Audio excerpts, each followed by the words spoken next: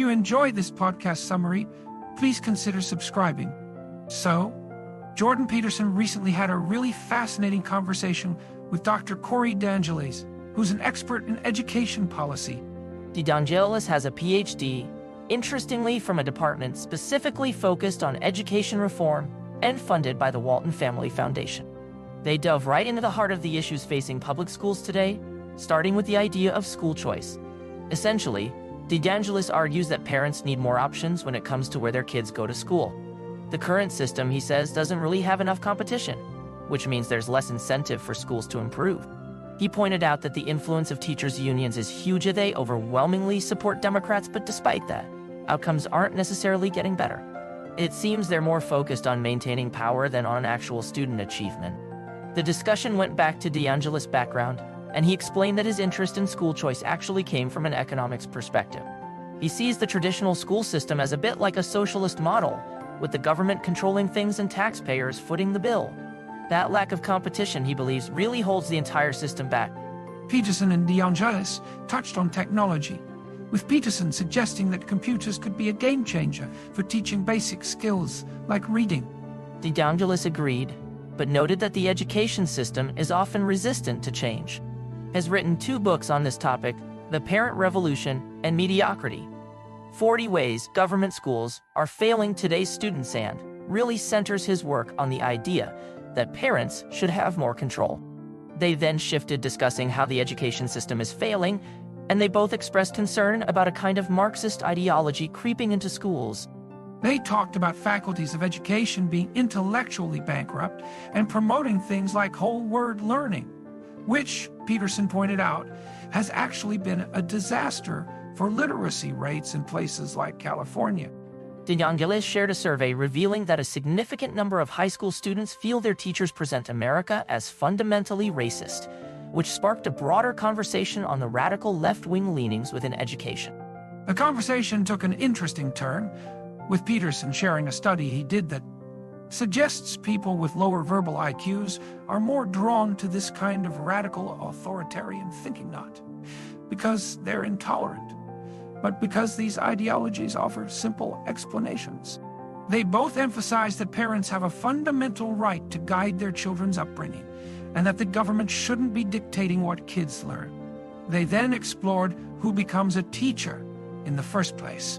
It turns out the system seems to select for people who are more agreeable and risk-averse, rather than necessarily intelligent or conscientious. Admission criteria for education programs are often quite low, making it an attractive path for those who might not thrive in more demanding fields. They also pointed out a massive growth in administrative roles in education since the 1970s. Enrollment has gone up only 5%, teachers by 10%, but administrators by a whopping 95%.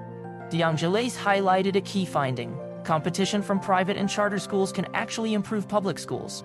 He shared a story about how public school leaders facing competition were more likely to invest resources directly into the classroom instead of administrative tasks. Has been incredibly productive, publishing 40 peer-reviewed studies in just 9 years, which he attributes to being in a think tank environment where ideas are rewarded.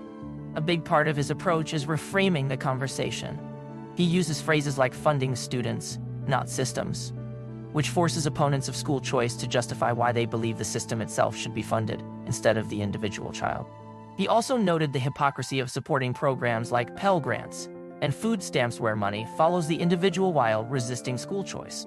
He pointed to the failures of programs like Head Start as evidence that just throwing money at the problem doesn't solve it.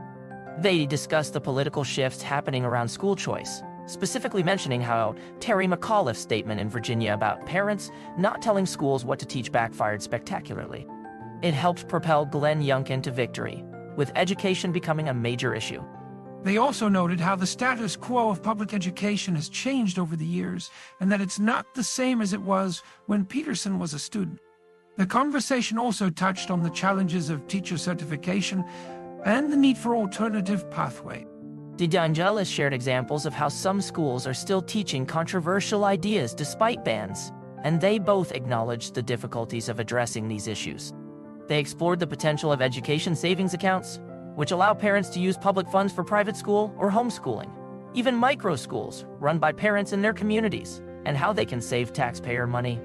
Ultimately, DeAngelis' work is about empowering parents and creating a more competitive, student-centered education system.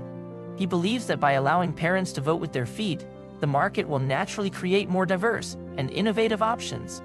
The discussion wrapped up with DeAngelis outlining his future plans and acknowledging the need to avoid a hyper-partisan approach to the school choice movement. The conversation continued on the Daily Wire platform for those interested in hearing more. Main learning from video. Reimagining education, empowering parents, and fueling innovation. This conversation between Jordan Peterson and educational policy expert Corey DeAngelis centers on the critical need to overhaul the American public education system. DeAngelis highlights how the current model, dominated by teachers' unions and a lack of competition, prioritizes maintaining power over improving student outcomes. He argues for funding students, not systems, through school choice initiatives like vouchers and education savings accounts, empowering parents to select the best educational environment for their children.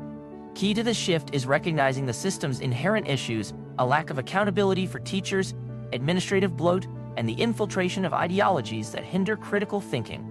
Competition from private and charter schools, as demonstrated by DeAngelis research, can actually incentivize improvement in public schools. By reframing the conversation and emphasizing parental rights, and by allowing funding to follow the student, a more dynamic and effective education landscape can emerge. Ultimately, the conversation advocates for a student-centered approach driven by innovation and choice. If you are interested to listen to complete 18-minute summary and unlock detailed insights for each topic discussed in the video, check out quick podcast summaries on Spotify and Apple Podcasts with free trial and later, just for the price of can. Happy listening.